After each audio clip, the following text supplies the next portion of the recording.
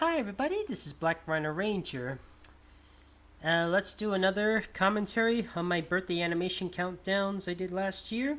This time we're going with 2019, the final year of the 2010s decade. And this time, and back then, I was busy celebrating 10 years on being on these sites on YouTube, DeviantArt, and Newgrounds. Technically, I've already joined YouTube in 2007 or 2008, but my previous account got deleted because, again, bit of a dum-dum on copyrights. But 2009 is when I made my BRR Games account, and to this day, it's still going on. If it wasn't going on, then where are you watching this video from? And my first video from BRR Games was my Zoo Tycoon Dinosaur her song music video. My first DeviantArt picture was the nose peeking crocodile, and my first Newgrounds animation is Rhino and Doll on Christmas. And what's my most favorite cartoon of 2019? It will have to be the Casagrandes, the spin-off to the Loud House, which I put as my most favorite cartoon of 2016. While the Loud House is mostly about family, a big family of a little boy amongst Ken's sisters, the Casagrandes is about two families merged into one, and also about some diversity on cultures and other things.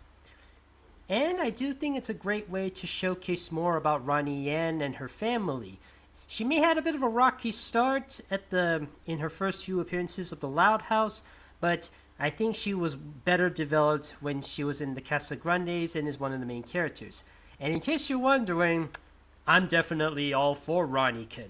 I understand that it's not everybody's cup of tea, and I know some people have trouble looking past the first few episodes of her first appearance, and she didn't necessarily make a good first impression, and some people just, even at that first appearance or first episode, they're like, yep, she's not, I don't think Lincoln should have gone for somebody else, not Ronnie Yan.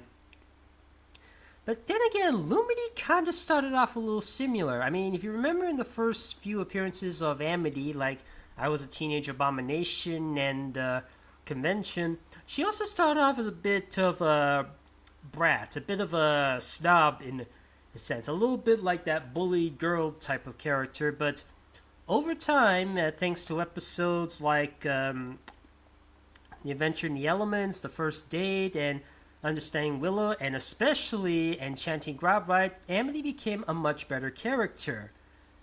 Again, just like Ronnie Yan, Amity had a bit of a rocky start, but she became a better character later down the line.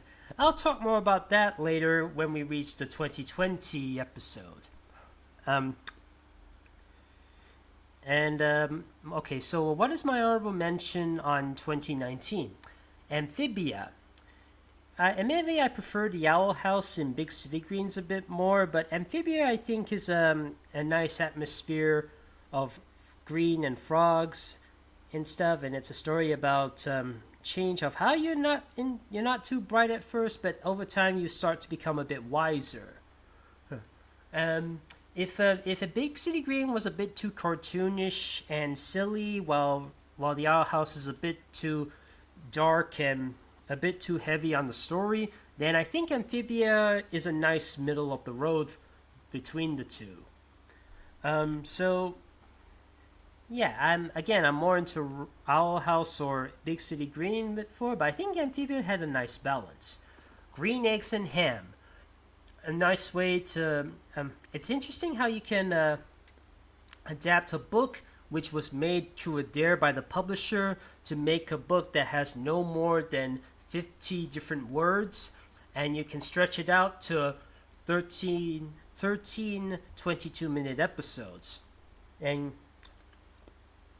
Green Eggs and Ham proved, and the dare, and it proves that sometimes dares work. Heck, Ed, Ed and Eddie was made through a dare on making a kids show, and that proved to be successful.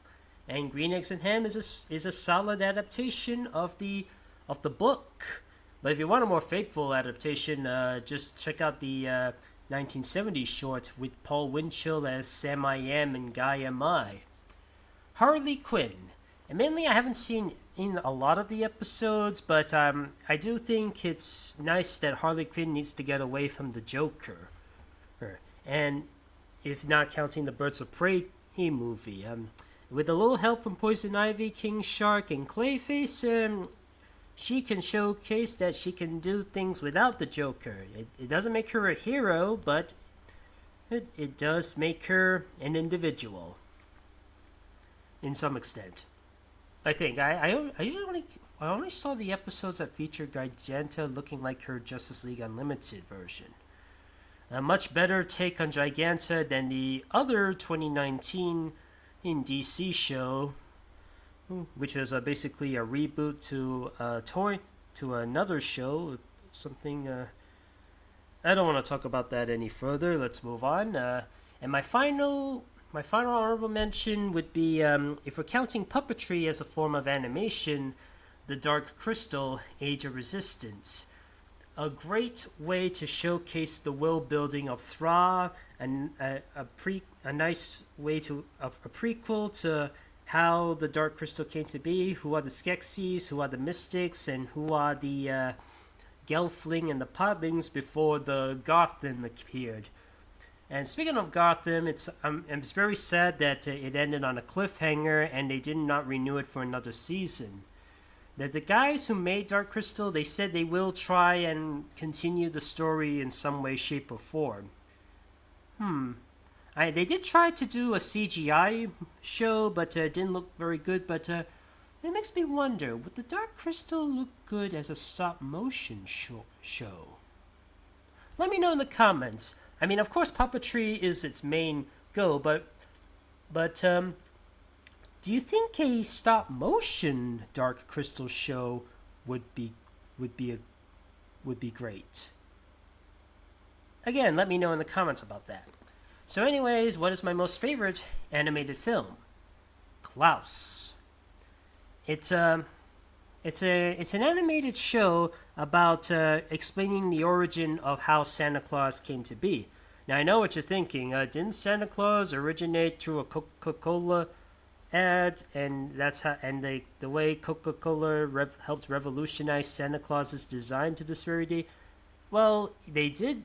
Well, Coca-Cola did invent the modern look of Santa.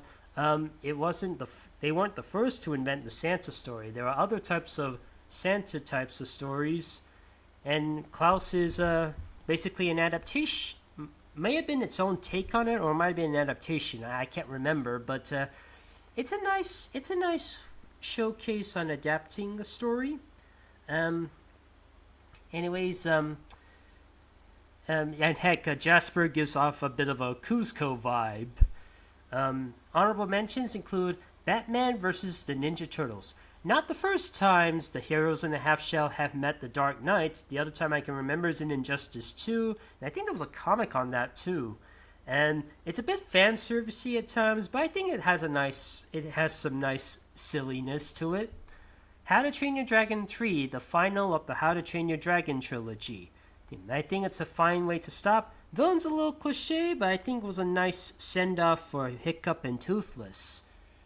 I'm not looking forward to the live-action remake. I think I'm more interested in the Lilo and Stitch one.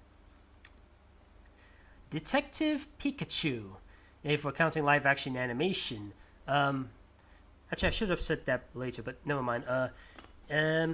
It's funny how you can have Ryan Reynolds play Pikachu be both cute, funny, and awesome at the same time. And I can't believe how they were able to transition the Pokemon into the live-action world with the realistic stuff, and how you're able to make them still super cute. And Pikachu is like super adorable. I just want to cuddle it, and Bulbasaur kind of looks like a Toothless, and yeah, I think it's a pretty solid, and for a while, it's one of the best video game adaptations and one of the best anime adaptations from America, believe it or not. And Toy Story 4. I understand the dislike on it. They say the Toy Story 4 kind of ruined the franchise, and say Toy Story 3 was a better way to end the Toy Story trilogy, the Toy Story franchise, and They say Wood Buzz is a bit too stupid, but I still like it nevertheless. I still like the fact that some friends can't stay friends forever. They just have to move on, and sometimes they'll. I mean, I think Woody served his purpose of being Andy's toy, or being now it's his job to try and find other toys to help find some owners and stuff and to be played with, because I think that's what Woody's goal is now. He's trying to find other toys to help to be better, to be beloved again. And then remember, they're not collector's items. They are child's playthings. I understand the backlash, but hey, to me it's no Lightyear, and it has more pretty things to look at than say Lightyear. Yeah, Andy's favorite movie.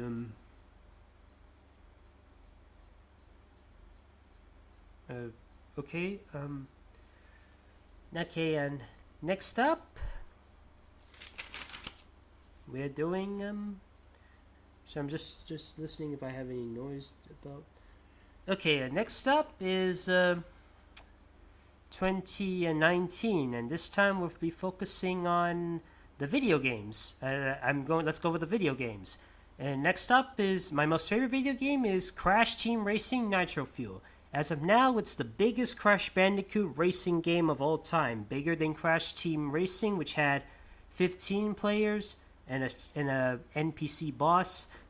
Crash Nitro Kart, which had 16 playable racers and 21 playable bosses, or 23 if you're counting the minions. Actually, 24 actually, if you're counting the minions. And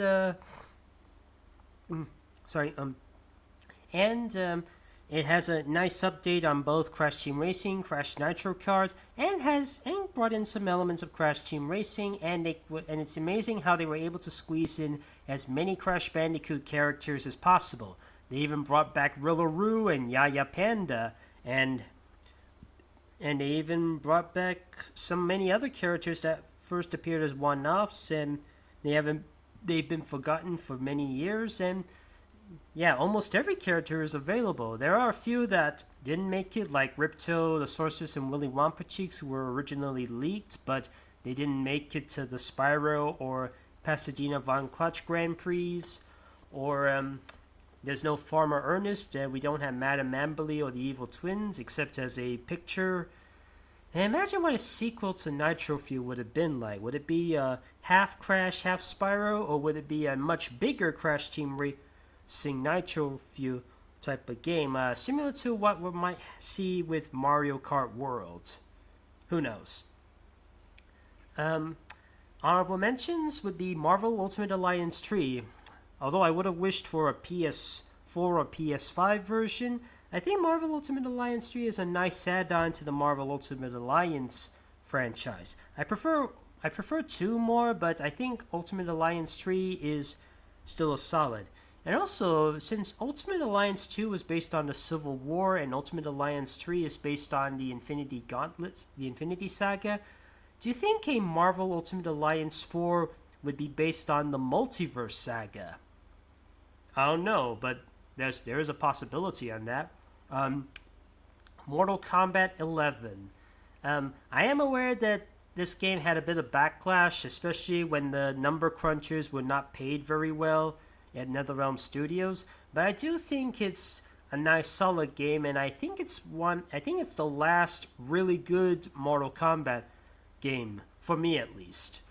I am aware of the backlash, especially with how the Edenians don't look as pretty as in the previous games, but I still had some fun playing it, and I do love the guest appearances of the Terminator, Joker, Spawn, RoboCop, and Rambo. Better guest characters than in Mortal Kombat 1, so to speak. Indivisible. Made by the same people who made Skullgirls, for us a little girl who fights against some evil with the magic inside her, and it's basically based on Indian and Southeast Asian cultures. And Yeah, is where this character named Ajna gets to summon some folks to help her battle against other beings, and some. I need to play that a bit more, but I didn't play this in front of my parents because some of the characters look super suggestive, like especially the water girl whom the pirate lady has a crush on, and this particular dancer who was used to be in a cage. Let's just say some parts of her are missing. Um, I might there was supposed to be some guest characters. They were supposed to expand on the game a bit, but then something screwy happened in the studio. Reports have been saying that one of the lead character animators and designers has been behaving super badly towards some of his employees and making some weird comments. And people have had to resign from him and the studio, and then the studio closed down, and those guest characters are never going to come in. And I think Indivisible has been quite forgotten at this point. Skullgirls is still being remembered, but it's not updating much, while Indivisible is kind of left in the dust, sadly. Which is a bit of a shame because I actually remember playing Indivisible more than I remember playing Skullgirls. And finally, Planet Zoo. Now keep in mind, fellas, I only got the console version, which was released last year. But since it's a console version of a PC game which got released in 2019, I still count it as such. I still count it as a 2019 game. It's basically just an import. So Planet Zoo is it's what will be my zoo tycoon for a while. Even though there are no marine animals, it does look quite realistic. It's made by the same guys who made Jurassic World Evolution, which I prefer a bit more, but I'm still playing the game just to get used to it. But I think it's a start. It's a start. I still need to get used to it, but it's a start. So, anyways, what happened in the animation? What happens in the animation? So here I am reading, and I look up, and I see that I'm not getting a physical letter or a physical package yet. Right now, I'm seeing two characters holding a virtual reality set. See Carlota Casagrande with the V virtual reality letter, and I see Jasper from Claus holding a virtual reality favorites. And I put on myself. And also, this bit here was reused from one of my deleted scenes of Sky Wars, the holiday setup. And the present is from SM Bros, who you may know for requests for asking me to draw a lot of Blanca Guzman or other Casagrande's characters in that part. So he asks me what is my favorite Nintendo game. Right now I'm thinking maybe Super Smash Bros. Ultimate at the moment. And my favorite TV show from that year was The Casagrandes. Of course, and I said, well, it's kind of funny that we got the Casagrande movie 2 years after its cancellation, and here's the main one of the main antagonists of the movie who would later become one of the allies. And of course, there's a major ally. And over here is the Iron Checkpoint crate from Crash Team Racing Nitro Fueled. Yes, he is a character, or it is a character. And what's this? Oh, it's cake. And it says here to give these to the Sweet Beet Divas and the Tropical Fruits. The Sweet Beet Divas are basically some of the more gorgeous looking ladies from the Casagrandes, like thick, and heck, one of them is actually from the Loud House, believe it or not. There's Thick Cutie, who's got Lenny's glasses. There's Alicia, who is Carlota Casagrande's idol, and then there's Blanca Guzman, aka La Tormenta, who is Ronnie Ann's idol. Did you know she was voiced by the same woman who played Mirabel Madrigal in Encanto and Vaggie in the TV version of Hazbin Hotel? And over here are the tropical fruits, basically aged down. They like looking like they're in the 70s or 80s. In their modern age, they're like quite old, in their 70s or 80s. And I'm just looking at them like that, just like that. I think I did say something, but I had to cut off the dialogue. And by the way, compared to the previous countdowns, this one was actually made on time. I managed to release both the 2018 countdown and the 2019 countdown on the same day, and this one was more on time. So anyways, that's my commentary on the 2019 one. Next up, we're entering the 2020s, and boy, was it a rough start. Not just for me, but also for you and pretty much everybody around the world. Hope you've enjoyed this video.